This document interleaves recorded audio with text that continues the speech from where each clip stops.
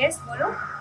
હું છે ને ટાટ એસ અને એચએસ માટે પ્રિપરેશન કરું છું, પણ એમાં હું છે ને લેક્ચર તો જોઉં જ છું 11th-12thના, પણ એ ઇનફ છે પીડીએફ રીડિંગ માટે?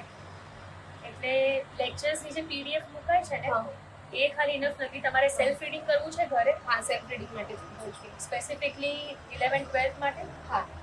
તો તમે એક કામ કરો, આપણી પાસે આ જે ઇંગ્લિશ મેથડની બુક છે ને તેની અંદર આપણને આ રીતે 11th-12th નું કન્ટેન્ટ આપ્યું છે. જોઈ લેજો, આ પણ આખું કન્ટેન્ટ આપ્યું છે.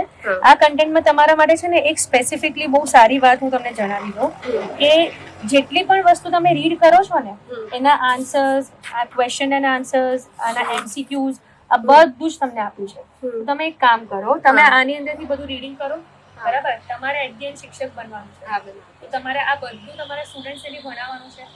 તમે પણ જો અહીંયા 2-in-1 પ્રિપેરેશન કરવા માંગતા હો શ્વેતાબેનની જેમ કે ભાઈ લેક્ચર્સ જોવાના છે અને સેલ્ફ રીડિંગ પણ તમારે જોઈએ છે, તો સ્ટુડન્ટ્સ આપણી જે ઇંગ્લિશ મેથડની બુક છે એની અંદર સ્ટાન્ડર્ડ 11th એન્ડ સ્ટાન્ડર્ડ 12thનું તમારી પાસે બહુ સારું એવું કન્ટેન્ટ તમને મળી જશે.